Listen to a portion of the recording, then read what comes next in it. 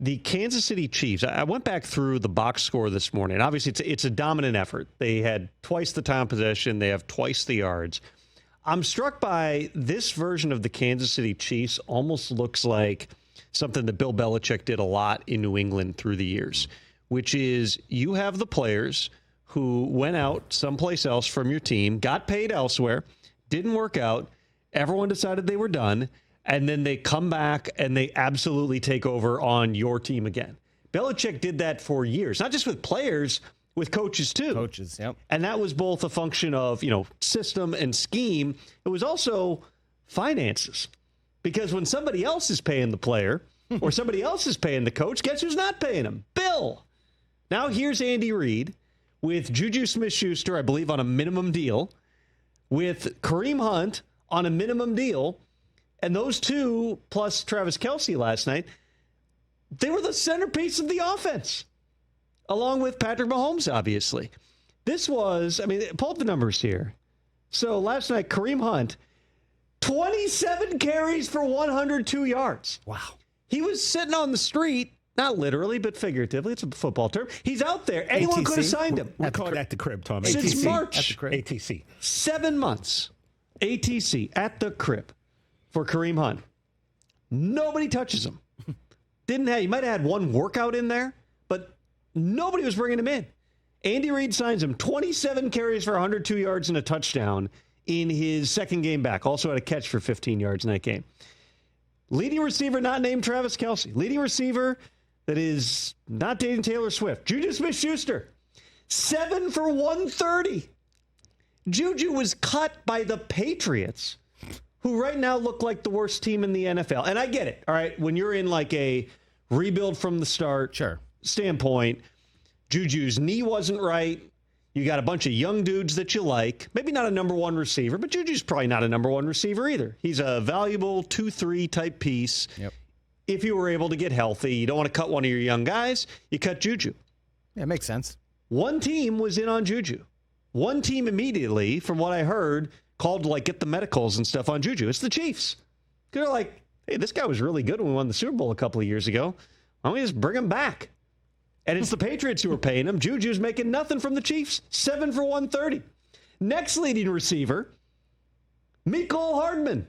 Same thing. No one wanted him. The Jets are just getting rid of him last year because it's not working out there after he was coming off an injury. Hadn't really fit in. They had some young guys that they wanted to put on the field. The Chiefs trade for him. They re-sign him this offseason, again, for basically no money. They bring him in, and he also plays a factor on a night where they're without a couple of their other wide receivers, and in spite of the fact that Hardman barely practiced this week because he was dealing with some type of a knee issue. This is resourceful by Andy Reid. Somehow every game, regardless who's on the field, they're the most entertaining team to watch. Let's go ahead and run a direct snap to Travis Kelce, kind of an option play. Let's just run that. They're going to find some way, which again brings me back to a point I made at the top of the show, which is I'm borderline offended that Andy Reid never gave Colin Saunders the ball. When you see how that big man can move. He moved, man. I looked it up on Pro Football Reference. 2 offensive snaps in 4 years with the Chiefs. Oh, come on. 0 touches. He actually played more with the Saints when he was there last year. He played a couple dozen snaps there, mainly as like a lead blocker type. But you put the ball in his hands, he looked confident, man. He fumbles that ball on the way back, and obviously none of this leads to the Saints winning the game. But you watch him switching hands with the ball, get it in the outside hand, and he is motoring. Yeah. He is moving. You don't see a whole lot of dudes moving like that, that are that big. And that was basically the high point for the Saints the entire game. I made the point on the show, I don't remember if it was yesterday or if it was last week, but a big piece of the Saints' success early in the season, when they were putting up all the points, everyone was going, oh my God, the Saints team looks like they're for real. It was deep shots to Rashid Shaheed. That was a huge part of how they flipped games, was it's a deep shot. Last night, I believe that's their only touchdown. That's how they got back in the game. It's a deep shot to Rashid Shaheed. Yeah. But that's, you just watch it, and, Kamara had some runs, but it wasn't like they were taking over on that side of the ball. Right. And then the rest, Chris Olave is a really talented player, but just not consistently in the offense. 2 catches, 10 yards. And then Derek Carr suffers an oblique injury, and after the game, Derek Carr is going to the podium talking to reporters and saying this.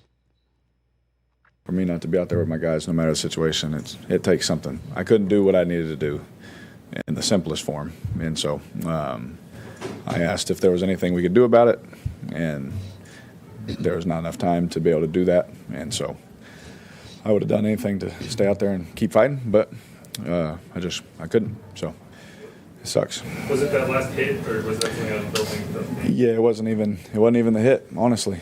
It was just when I dropped back and torqued to throw that ball to tip. That's when I felt it.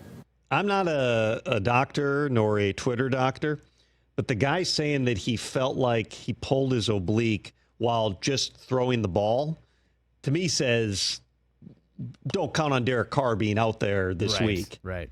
Anthony Richardson missed a game this past weekend with an abdominal strain and oblique strain. If you can't turn, I mean, to Derek Carr's point, he said they were out of time, but also you get shot up with that, it's not necessarily going to restore the functionality. It wasn't about pain. It was about he couldn't turn and torque the ball. Now, Derek Carr has played through a lot of stuff through the course of his career.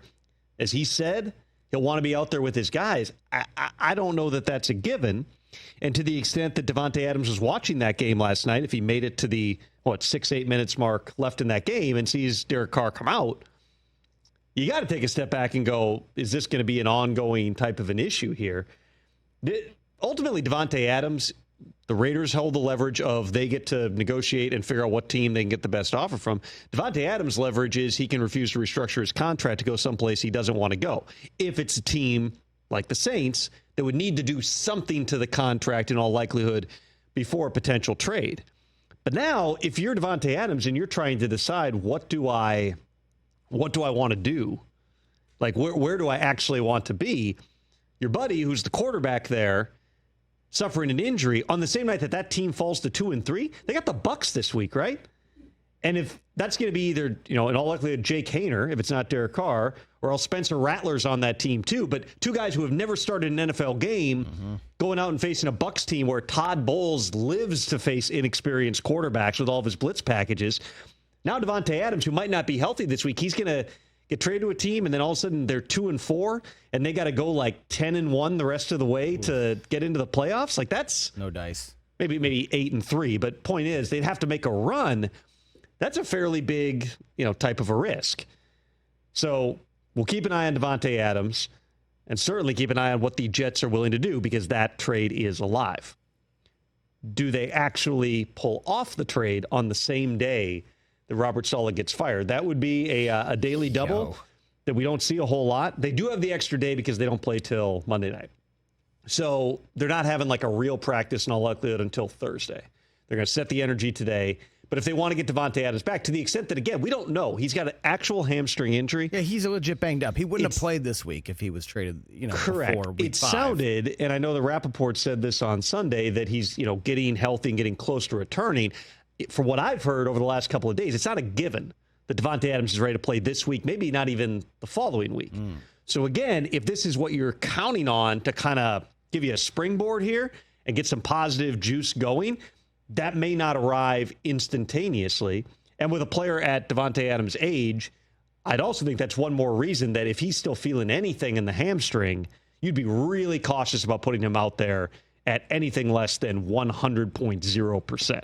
Catch the Rich Eisen Show every single day on the Roku Channel, 12 to 3 Eastern, for free.